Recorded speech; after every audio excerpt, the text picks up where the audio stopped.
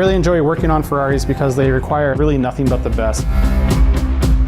It requires absolute precision, almost more of a artistry or craftsmanship to work on the car.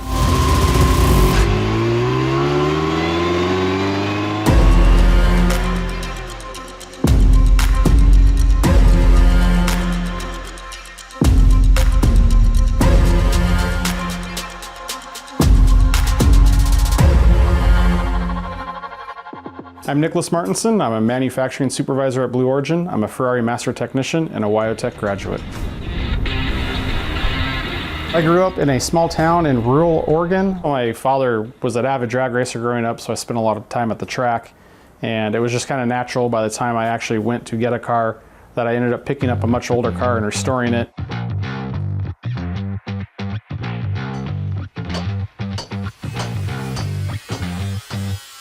So this is my 1952 Chevrolet pickup. I got this when I was 15 years old. My father and I restored it and got it back on the road. Prior to me owning it, it had sat for 20 years in a field, just pretty much left abandoned.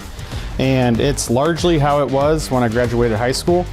The only difference that has changed since that time is I suicided the doors, which was actually one of my projects I did when I was in street rod at WyoTech. I happened to go by a hot rod shop and I happened to talk to the owner, and I was showing him photos of my truck that I was working on, and he was preaching to me that if I really had a passion for this industry, working on hot rods, that WyoTech was the school that I needed to go to, and that would give me the skills and knowledge I needed. I think everyone knows that they're going there for a great education and this new experience to live out on their own, but I think a lot of people don't realize that it's kind of a new path in your life.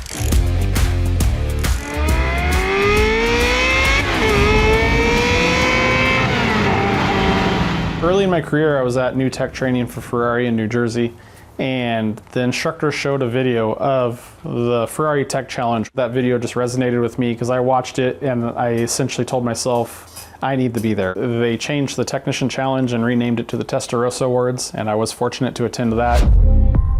The Ferrari Testarossa Awards is a competition where they have the 12 top technicians globally competing with practical and written tests to see who is the top technician in the world. I want to be able to say that I'm the best Ferrari technician in the world, but I think it really changed over the years as I was striving for it, because there's a lot of personal growth and a long journey that leads up to this competition, and what I had to do to even qualify for the competition, go to the competition multiple times and not succeed, and to finally win the competition. So I think the title helps push you to start going towards it, and looking back on the end, I think that's one of the least significant things about it. I think just from the events over my career and experiences I had, that I just had a lot of experiences that really led me on to believe that other people didn't believe in me as a technician or what I was capable of doing. The challenge of going there and competing, you kind of have the benefit of proving to everybody around you what you're capable of doing and what you can do. The suit that I have here definitely has a story behind it.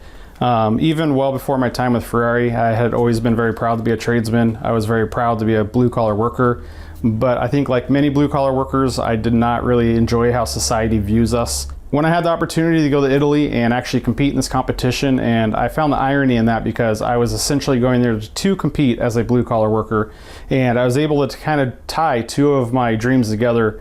One of them going there and competing in this competition. The second one was getting a custom tailored suit.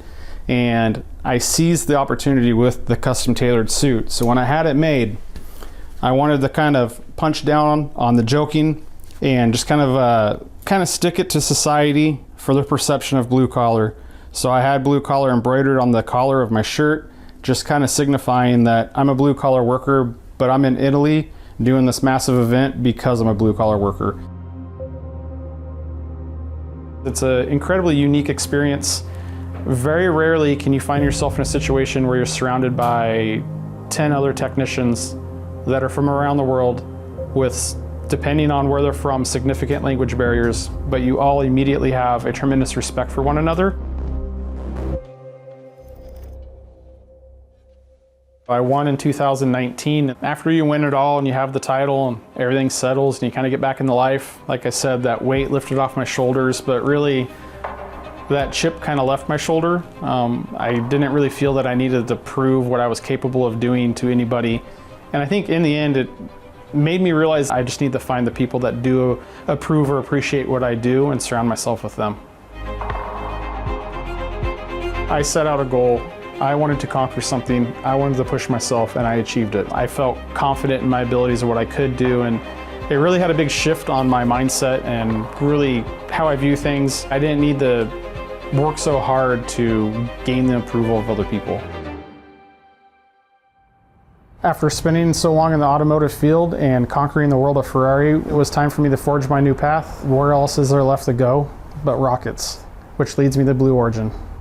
I manage multiple teams that work on different engine programs at Blue Origin. I think I've used the ASM training from WyoTech throughout my career. I think it helped me out early in my career as just a technician to kind of understand what's going on around me and see things, leading the team of technicians that actually build the engines. I think that's where I leverage it most, because a lot of the skills they go over on leadership, those are all skills that I use daily, all day long. I'm no longer hands-on hardware, I'm no longer turning a wrench, and I'm really exercising just an extra set of skills that I gained years ago. It really was my time at WyoTech that presented the opportunities for me to take that path, but also I needed to have the education and fundamentals that I learned at the school in order to succeed to get me to where I ultimately ended up.